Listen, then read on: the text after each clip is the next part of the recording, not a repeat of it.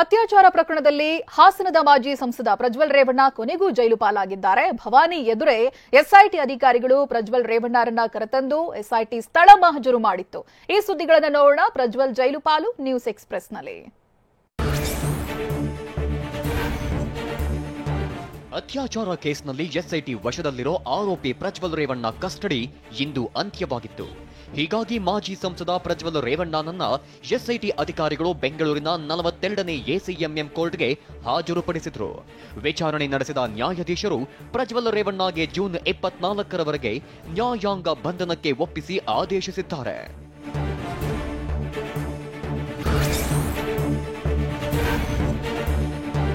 ಮಾಜಿ ಸಂಸದ Prajwal ರೇವಣ್ಣನಿಗೆ 42ನೇ ACMM court ನ್ಯಾಯಾಂಗ ಬಂಧನ ವಿಧಿಸಿತ್ತು.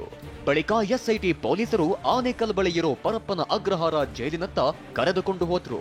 Cubbon park, Richmond circle, Adugodi, Madiwala ಮಾರ್ಗವಾಗಿ ಪರಪ್ಪನ ಅಗ್ರಹಾರ ಜೈಲಿಗೆ ಕರೆದೊಯ್ಯಲಾಯಿತು.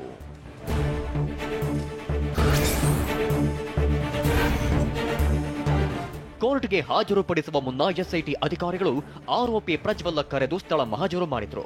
ಸಿಐಡಿ ಕಚೇರಿಯಿಂದ ಬೆಂಗಳೂರಿನ ಬಸವನಗುಡಿಯಲ್ಲಿರೋ ರೇವಣ್ಣ ಮನೆಗೆ ಪ್ರಜ್ವಲ್ನನ್ನ ಕರೆತಂದ ಅಧಿಕಾರಿಗಳು ಪ್ರಕರಣಕ್ಕೆ ಸಂಬಂಧಪಟ್ಟಂತೆ ಸ್ಥಳ ಮಹಜರು ನಡೆಸಿದ್ರು. ಭವಾನಿ ರೇವಣ್ಣ ಮನೆಯಲ್ಲಿದ್ದಾಗಲೇ ಎಸ್ಐಟಿ ಅಧಿಕಾರಿಗಳು ಮಹಜರು ಮಾಡಿದ್ರು.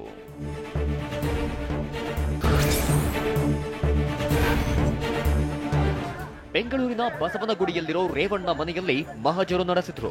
ಮಹಜರು ಬಳಿಕ ಪ್ರಜ್ವಲ್ ಹೇಳಿಕೆಯನ್ನ ಎಸ್ಐಟಿ ದಾಖಲಿಸಿಕೊಂಡಿದೆ. ಅದಕ್ಕಾಗಿ ಎಸ್ಐಟಿ ಪೊಲೀಸರು ರೇವಣ್ಣ ನಿವಾಸದೊಳಗೆ computer, CPU, monitor, printer, keyboard ತೆಗೆದುಕೊಂಡು ಹೋದ್ರು.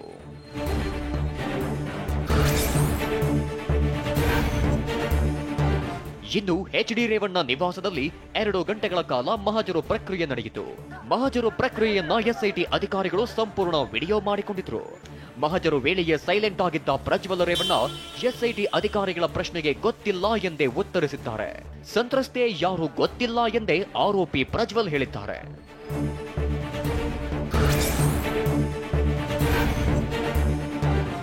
ಎಚ್ಡಿ ರೇವಣ್ಣ ನಿವಾಸದಲ್ಲಿ ಸ್ಥಳ ಮಹಜರು ನಡೆಸಿದ ಎಸ್ಐಟಿ ಪ್ರಜ್ವಲ್ನನ್ನ ನೇರವಾಗಿ ಕೋರ್ಟ್ಗೆ ಕರೆತಂದಿತ್ತು.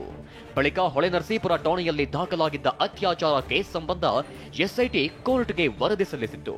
ಮುಚ್ಚಿದ ಲಕೋಟೆಯಲ್ಲಿ ಎಸ್ಐಟಿ ಪೊಲೀಸರು ತನಿಖಾ ವರದಿ ಸಲ್ಲಿಸಿದ್ರು. ಬಳಿಕ ಬೆಂಗಳೂರಿನ 42ನೇ ಎಸಿಎಂಎಂ ಕೋರ್ಟ್ ನ್ಯಾಯಾಧೀಶರು ವಿಚಾರಣೆ ನಡೆಸಿದ್ರು.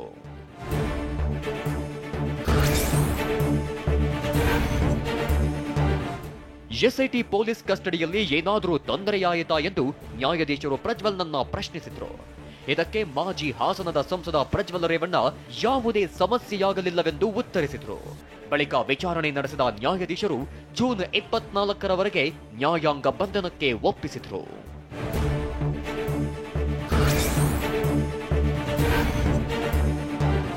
ಬಸವನಗುಡಿ ಮನೆಯಲ್ಲಿ ಒಂದ್ ಕಡೆ ಪ್ರಜ್ವಲ್ ರೇವಣ್ಣ ಸ್ಥಳ ಮಹಜರು ನಡೆಸಲಾಯಿತು. ಮತ್ತೊಂದ್ ಕಡೆ ಪ್ರಜ್ವಲ್ ತಾಯಿ ಭವಾನಿ ರೇವಣ್ಣ ಪೂಜೆ ಮಾಡೋದ್ರಲ್ಲಿ ಬ್ಯುಸಿಯಾಗಿದ್ರು. ಮನೆಯ ಮೊದಲ ಮಹಡಿಯಲ್ಲಿ ವಾಕಿಂಗ್ ಸ್ಟಿಕ್ ಹಿಡಿದುಕೊಂಡೇ ಭವಾನಿಯವರು ತುಳಸಿ ಕಟ್ಟೆ ಪೂಜೆ ಮಾಡಿದ್ರು.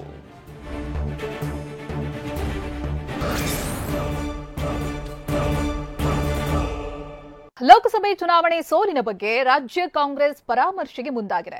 ಬೆಂಗಳೂರಿನ 11 ಶಾಸಕರ ಜೊತೆ ಸಿಎಂ ಸಿದ್ದರಾಮಯ್ಯ ಸಭೆ ನಡೆಸಿದ್ರು.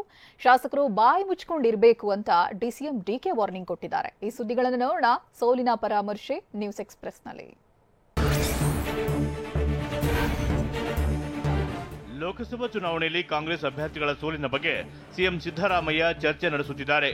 ಗೃಹ ಕಚೇರಿ ಕೃಷ್ಣಾದಲ್ಲಿ ಕೆಪಿಸಿಸಿ ಅಧ್ಯಕ್ಷ ಡಿಸಿಎಂ ಡಿಕೆ ಶಿವಕುಮಾರ್ ಸೇರಿ ಬೆಂಗಳೂರಿನ ಶಾಸಕರು ಸಭೆಯಲ್ಲಿ ಭಾಗಿಯಾಗಿದ್ದಾರೆ. ಶಾಸಕರಿಂದ ಮಾಹಿತಿ ಸಂಗ್ರಹಕ್ಕೆ ಸಿಎಂ ಮುಂದಾಗಿದ್ದಾರೆ. ಬಿಬಿಎಂಪಿ ಚುನಾವಣೆ ಬಗ್ಗೆಯೂ ಸಿದ್ದರಾಮಯ್ಯ ಚರ್ಚೆ ನಡೆಸುತ್ತಿದ್ದಾರೆ. ಸಿಎಂ ನೇತೃತ್ವದಲ್ಲಿ ಮಹತ್ವದ ಸಭೆ ನಡೆಯುತ್ತಿದೆ.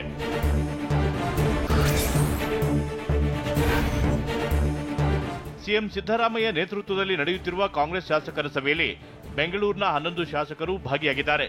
ಬಿಟಿಎಂ ಲೇಔಟ್ ಶಾಸಕ ರಾಮಲಿಂಗಾರೆಡ್ಡಿ, ಬ್ಯಾಟರಾಯನಪುರ ಶಾಸಕ ಕೃಷ್ಣ ಬೈರೇಗೌಡ, ಚಾಮರಾಜಪೇಟೆ ಶಾಸಕ ಜಮೀರ್, ಗಾಂಧಿನಗರ ಶಾಸಕ ದಿನೇಶ್ ಗುಂಡೂರಾವ್, ಗೋವಿಂದರಾಜನಗರ ಕ್ಷೇತ್ರದ ಪ್ರಿಯಾಕೃಷ್ಣ, ಹೆಬ್ಬಾಳ ಕ್ಷೇತ್ರದ ಶಾಸಕ ಭೈರತಿ ಸುರೇಶ್, ಪುಲಕೇಶಿ ನಗರದ ಕ್ಷೇತ್ರದ ಶಾಸಕ ಎಸಿ ಶ್ರೀನಿವಾಸ್, ಸರ್ವಜ್ಞ ನಗರ ಶಾಸಕ ಕೆಜೆ ಜಾರ್ಜ್, ಶಾಂತಿನಗರದ ಎನ್ಎ ಹ್ಯಾರಿಸ್, ಶಿವಾಜಿನಗರದ ರೆಜ್ವಾನ್ ಅರ್ಷದ್, ವಿಜಯನಗರದ ಶಾಸಕ ಎಂ ಕೃಷ್ಣಪ್ಪ ಭಾಗಿಯಾಗಿದ್ದಾರೆ.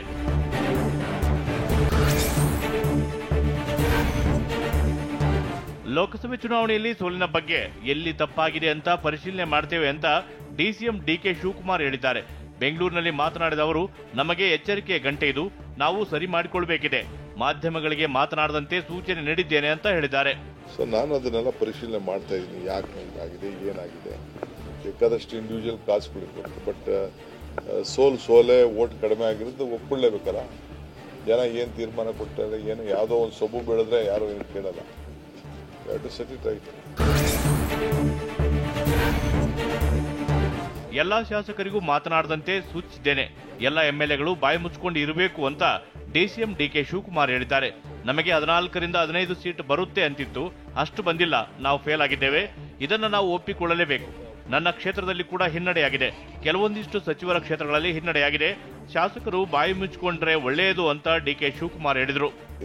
ನಾವು ನಮ್ಮ ಏರಿಯಾ ಯಾರು ಜವಾಬ್ದಾರಿ ತಗೊಂಡಿರ್ತಾರೆ ಅವರೇ ಅದಕ್ಕೆ ಉತ್ತರ ಕೊಡಬೇಕು, ಕಾರ್ಯಕರ್ತರ ಹತ್ರ ಮಾತಾಡಬೇಕು, ಏನು ತಪ್ಪಾಗಿದೆ, ಅದಕ್ಕೆ ಏನು ಸೊಲ್ಯೂಷನ್ ಅಂತ. ಅದಕ್ಕೆ they have to come out with it.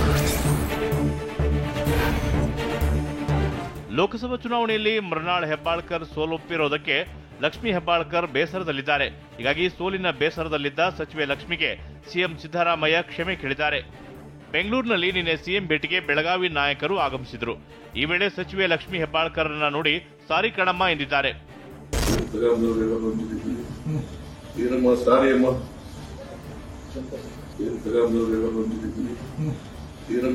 ಅಮ್ಮ